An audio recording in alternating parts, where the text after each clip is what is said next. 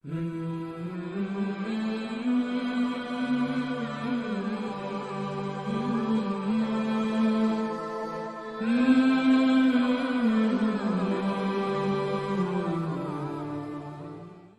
ملتا ہے کہ جو اپنی زبان پہ قابو رکھے گا اور اسے اللہ کی یاد سے تر رکھے گا اس کا دین سلامت رہے گا۔ ایک ذکر ہے زبان کا جو سبحان اللہ و بحمدہ سبحان اللہ العظیم، یہ آدمی 24 گھنٹے نہیں کر سکتا، لیکن اس ذکر سے ایک اور ذکر جنم لیتا ہے جو مطلوب ذکر ہے، وہ ہے اللہ کی یاد۔ ذکرہ کا مطلب یاد کرنا ہوتا ہے، اور یاد کا تعلق زبان سے نہیں دل سے ہے۔ پہلے دل میں یاد آتی پھر زبان پہ ادائیگی ہوتی۔ ابھی آپ سب کو گھر یاد آ رہا ہے، دیکھ کیسے سبحان اللہ نکلا ہے۔ تو کیا خیال ہے کہ آپ سارے بیٹھ کے تسبیح پڑھ رہے ہو، گھر جانا گھر جانا گھر جانا گھر جانا، کہ دل کی ایک کیفیت ہے۔ تو یہ جو دل کی کیفیت ہے اس کو ذکر کہتے ہیں۔ جس کو 24 گھنٹے یہ نصیب ہو جاتا ہے وہ 24 گھنٹے ذکر والا ہے، اور یہی ذکر اصل ہے۔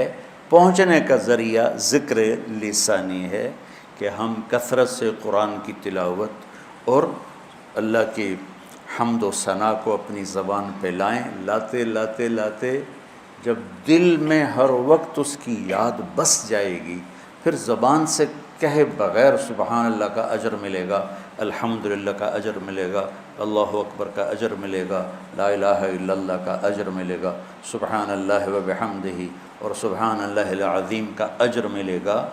وہاں تک پہنچنے کے لیے یہ الفاظ کلمات ذریعہ اور سبب ہیں۔ تو جو اپنی زبان کو بچوں سنبھال لے گا، جو اپنی زبان کو سنبھال لے گا، جو اپنی زبان کو سنبھال لے گا، اس کے رشتے سلامت، اس کا گھر سلامت، اس کا دین سلامت، اس کی دنیا سلامت، اس کا علم سلامت، اس کی ہر شے سلامت رہے گی۔ حضرت لقمان علیہ السلام کا فرمان ہے کہ بیٹا میں چپ رہنے پہ کبھی نہیں پچھتایا، میں جب بھی پچھتایا اپنے بول پہ پچھتایا۔ تو آپ سب بچوں کو میری یہ درخواست ہے، من سکت بولو سلم، من سکت سلم، من سلم نجا۔ جو خاموش رہا سلامتی میں رہا، جو سلامتی میں رہا وہ کامیاب ہوگی۔ آپ نے حضرت ابو ذر غفاری سے فرمایا، ابو ذر الا انبئک بعملین خفیف مؤونتہما عظیم اجرہما والذی نفسی بیدہ لم یأت الثقلان بمثلہما۔ ابو ذر تمہیں 2 کام بتاؤں جو کرنے میں آسان اور اجر میں ان کا وزن بے شمار، اور ذات کی قسم جس کے قبضے میں میری جان ہے، قیامت کے دن بہت تھوڑے لوگ ہوں گے جو اس کو لے کر آئیں گے۔ کہ یا رسول اللہ کیا؟ کہ ایک زبان اور ایک اچھے اخلاق، ایک چپ رہنا، السکوت۔ آپ نے کہا سکوت، آپ کا سکوت سے مراد یہ نہیں تھا کہ بات ہی نہ کرو، شر میں تمہاری زبان ساکت ہو جائے، اور اچھے اخلاق۔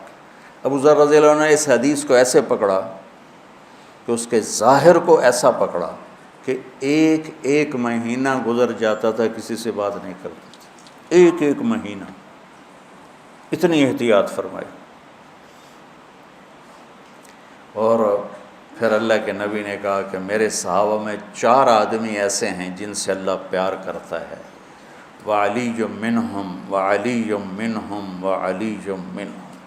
آپ نے 3 دفعہ فرمایا، اور علی ان میں سے ہے، اور علی ان میں سے ہے، اور علی ان میں سے ہے۔ تو کون ہے یا رسول اللہ؟ آپ نے کہا علی، سلمان، ابو ذر اور مقداد۔ تو ابو ذر ایسے اوپر گئے